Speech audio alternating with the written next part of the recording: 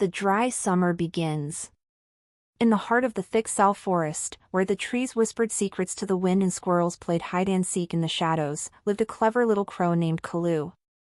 Kalu wasn't the biggest bird in the flock, nor the fastest. But he was smart, very smart. He had shiny black feathers and bright eyes full of curiosity. While other crows often squabbled over crumbs or shiny objects, Kalu liked to observe the world around him. It was the beginning of summer. The sun had started to scorch the earth, and the little ponds in the forest began shrinking. Every day seemed hotter than the last. The animals, once cheerful and full of energy, now looked tired and thirsty. "Water is disappearing," muttered Bita the squirrel as he tried licking drops off a leaf. "It's going to be a long summer," sighed Lalu the rabbit. Kalu was worried too. He flew from tree to tree, scouting for sources of water. The pond near the mango grove had dried up. The muddy stream was now a cracked path of dried earth.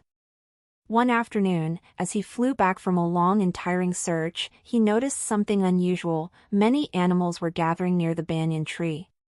Curious, Kalu glided down. "What's going on?" he asked.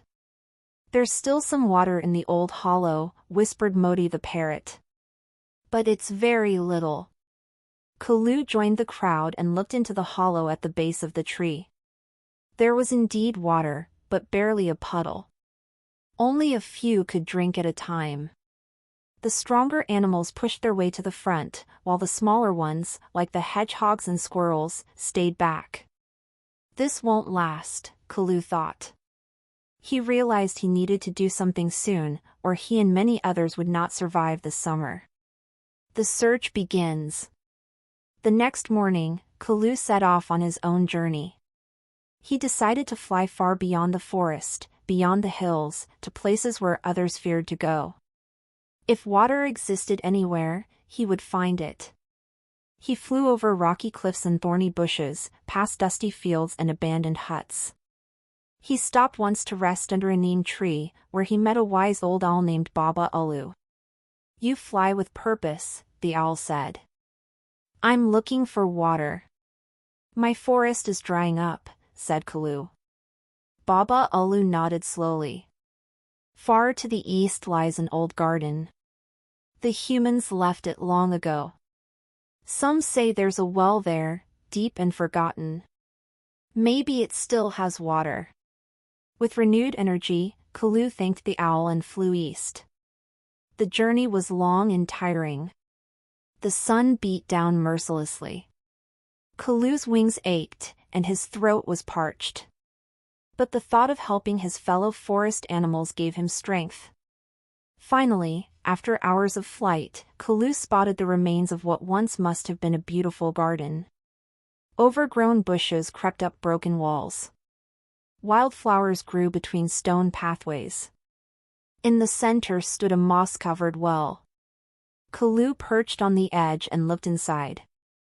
There was water.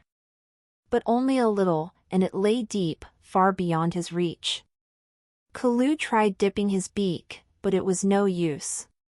Disappointed but not defeated, Kalu sat on the well's edge, thinking hard. The idea sparks.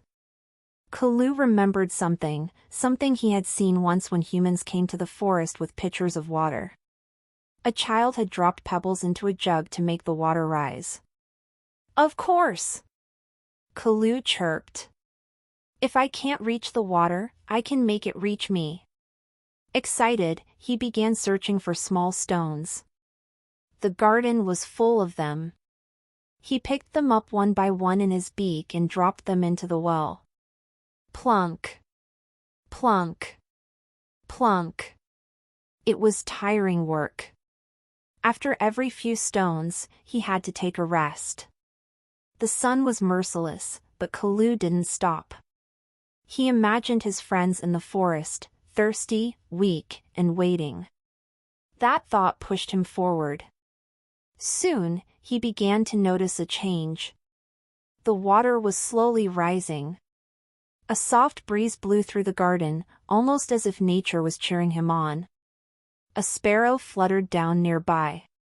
"What are you doing?" she asked. "I'm raising the water," said Kalu.